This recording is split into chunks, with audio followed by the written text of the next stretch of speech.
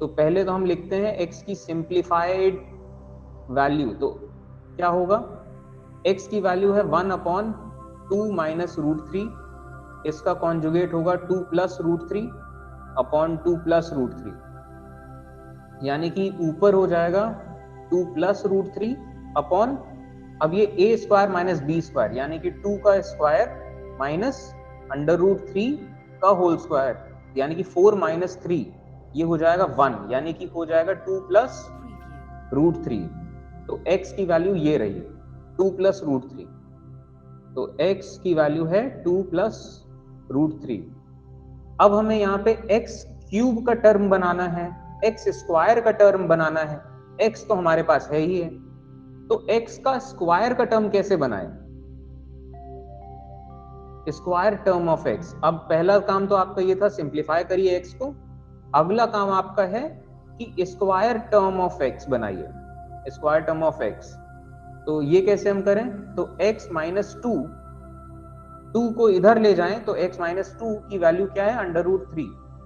अब आप दोनों को स्क्वायर कर दीजिए, तो x माइनस टू का whole square is equal to three, root three का होल स्क्वायर थ्री, जो कि अब हो जाएगा क्या, a square plus B square minus 2ab is equal to three. अब 3 को भी आप इधर ले आए, तो ये क्या बन जाएगा, एक्स स्क्वायर माइनस 4x, 3 इधर जाएगा तो प्लस 4 माइनस 3, यानी कि प्लस 1 इज इक्वल टू 0। तो हमें x की ये वैल्यू मिली, x की वैल्यू से हमने x स्क्वायर का एक टर्म बना लिया, ठीक है। अब चलिए हमें देखना है, वैल्यू हमें निकालनी है x, हमें वैल्यू निकालनी है x cube minus 2x square minus 7x plus 5, हमें इस चीज की वैल्यू निकालनी है।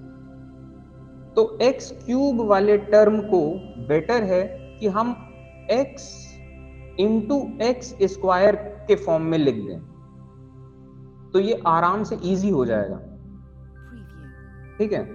तो जरा करके देखते हैं, इसी टर्म में अगर हम x से इंटू कर दें, इंटू एक्स, ठीक है, इस चीज को हम दूसरे पेज में लिखते हैं जिससे कि थोड़ा आराम से हमें थोड़ा और जगह मिले, ठीक है। तो ये हमें क्या इक्वेशन निकालना है, हमें एक तरफ तो इक्वेशन ये दे रखी है कि x की वैल्यू 2 प्लस रूट थ्री है, x is equal to 2 plus root three, और दूसरी तरफ हमें दे रखा है एक्स स्क्वायर माइनस 4x प्लस 1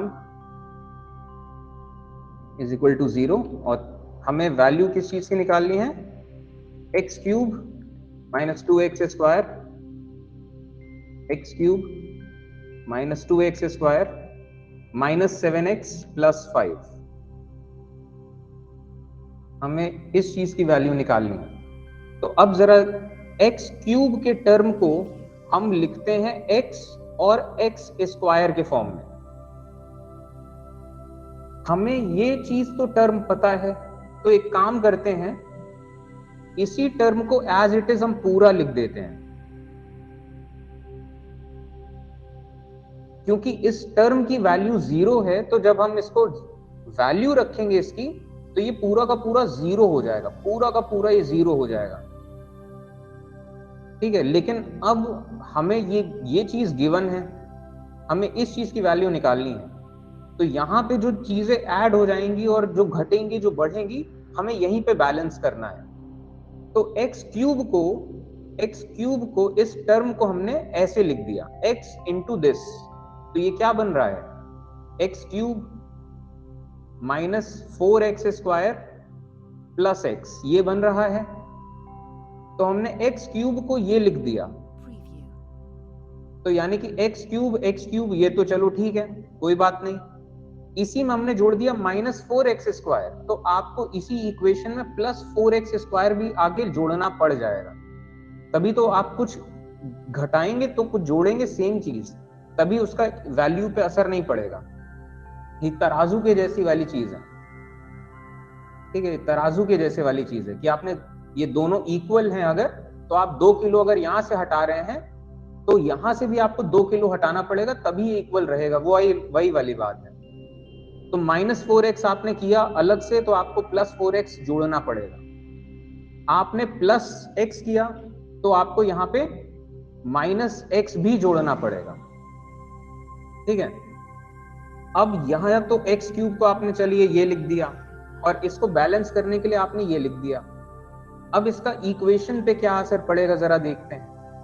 तो -2x² पहले से ही था, +4x² और हो गया। तो यानी कि क्या बन रहा है, अब क्या बचेगा इस इक्वेशन के आगे? इस इक्वेशन के आगे क्या बनेगा? 10 मिनट बाद इस इक्वेशन के आगे बनेगा ये चीज, +4x² हो गया, और यहाँ पे -2x² थे, यानी कि बचा क्या? +2x², और -x एडिशनली जोड़ा है। पहले से क्या था? -7x, तो यानी कि -7x -x, यानी कि क्या हो जाएगा? -8x, +5 तो था ही, तो यानी कि ये बन गया है इक्वेशन। हमने इस इक्वेशन को चेंज कर दिया है इस वाले फॉर्म में कि x × x² - 4x + 1 plus this, ये रहा अब इक्वेशन, ये जो हमें इक्वेशन दिखाई दे रहा है, ये इक्वेशन और ये इक्वेशन की वैल्यू सेम है, क्योंकि हमने यहाँ पे जो चीजें जुड़ गई वहीं पे ये चीजें और इधर घटा दी, जो घट रही थी वो जोड़ दी। ठीक है, अब चलिए यहाँ तो हमें ये चीज दिख रही है कि इसकी वैल्यू 0 है, तो ये टोटल का टोटल ये 0 पे चला जाएगा, क्योंकि वैल्यू रखते ही। इसका क्या करें अब? तो यहाँ पे एक काम करते हैं, यहां से लेते हैं 2 कॉमन, और दोबारा से x² वाला टर्म पूरा एज इट इज हम लिख देते हैं, x² - 4x + 1। हम पूरा का पूरा x² वाले टर्म को, इस टर्म को हम ऐसे लिख देते हैं, और जो भी चीजें जोड़ी गई हैं, घटाई गई, उनको दोबारा से जोड़ घटा देंगे। तो अच्छा, 2 से इस चीज का इंटू करने पे क्या बनता है? 2x² - 8x + 2। तो अच्छा, 2x² था, यहाँ पे भी 2x² है, चलो ठीक है, लेकिन अब हमने इक्वेशन में ये जोड़ दिया -8x, तो आपको दोबारा से +8x जोड़ना पड़ेगा। ठीक है, तो आपको दोबारा से +8x जोड़ना पड़ेगा। इक्वेशन में आपने एक बार +2 जोड़ दिया है, तो आपको एक बार फिर -2 करना पड़ेगा। अब ये इक्वेशन पूरा हमने जो चीजें जोड़ी घटाई लिख दी हैं, तो अब इक्वेशन क्या बनेगा? अब जो इक्वेशन बनेगा, ये इक्वेशन है x × x² - 4x + 1 plus 2 times of x² - 4x + 1, और जुड़ा घटा अब क्या? -8x था, +8x आपने जोड़ दिया तो ये कैंसिल आउट हो जाएगा, और +5 था, -2 आपने कर दिया, तो यानी कि बचा +3। तो ये रहा इक्वेशन। ये जो चीज पूछी गई है जो आपसे, इसी चीज को हम ऐसे वाले फॉर्म में हमने रिड्यूस कर दिया या कन्वर्ट कर दिया, कह लीजिए।